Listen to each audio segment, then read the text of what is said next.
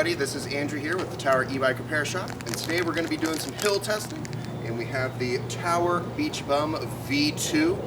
This is a 500 watt motor. This is our own Tower motor.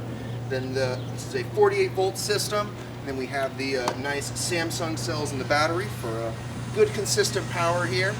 And so first test, we're just going to be doing pedal assist only, so full blast. We have a pretty steep hill here in San Diego. I have this on pedal assist level 5, so full blast. So I'm starting in a pretty easy gear because I'm right here in the middle, but let's get jamming.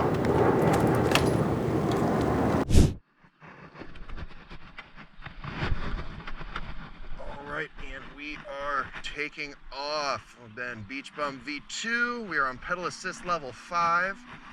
Now I was in that granny gear, so we're moving pretty smooth here. I'm gonna shift down a little bit. There we go. All right, and again, pedal assist 5. We're cruising around 11.9 miles per hour, hitting up at 12, and not exerting a whole lot of work here. Hitting up a little bit on an apex here, so I'm definitely slowing down. Might shift down a little bit, give myself a little bit ease of pedaling. But even without exerting much effort, still cruising around 10, 11 miles per hour. So it's a pretty steep hill, and we're approaching the end here with Holden, and still cruising, still right around that 10 miles per hour. And clock the time, we're gonna stop up here at the Tower truck, the top of the hill. So overall, pretty smooth ride. Didn't exert too much power there. It's nice, easy ride. I'm sure if I really wanted to crank into it and torque into it, I could have shifted into some heavier gears, gotten a little more speed, but it was a nice cruising ride. All right, we are back with the Tower Beach Bum V2. We're gonna be going up the same hill, but this time we are going to be doing throttle only. So without further ado, we will take off. Starting off a bit slow here, throttle and only, where we're hitting about 5, 6, 7, so we're steadily accelerating, keeping about 8.7 up to 9, and it's steady cruising, not super crazy fast, but definitely still climbing. This is a pretty steep hill, so 9.4, dropping a little bit, and if you remember from the pedal assist one, this apex here does get a little steep, so I imagine we'll drop power there, and we're heading up, and I can definitely feel it struggling a bit. 7, 6, 5.8, 5.4, 4.9. Now that we're hitting sort of a little flat spot, I can feel it gripping again.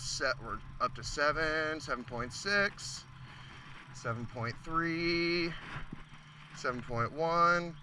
Again, we're hitting, it's getting pretty steep here, so we're about 6 miles per hour right now, and it's holding pretty steady. So we're reaching up to the apex, about to 5.6. Again, right at the apex, and we feel it losing a bit of power here. And we're approaching Holden, so that timer will be going off soon. And we'll throttle that all the way up to the Tower truck up here to the left. All right, so definitely not as quick and speedy as just the pedal assist only. But as you can see, the throttle could definitely get us up the hill. Definitely not the quickest climb, but it got us there, didn't die, and right as I got here towards the end and started to flatten out, you could feel that motor really starting to kick in. So it's still a decent ride, and hey, no acceleration or power on my part. All right, and we are back with the Tower Beach Bum V2. So we finished our climbing, and just so you know, a little stats on where we were. The hill that we were riding on is about 1/4 of a mile long and gave us about 100 feet of climbing, so it was definitely on the steeper side of things.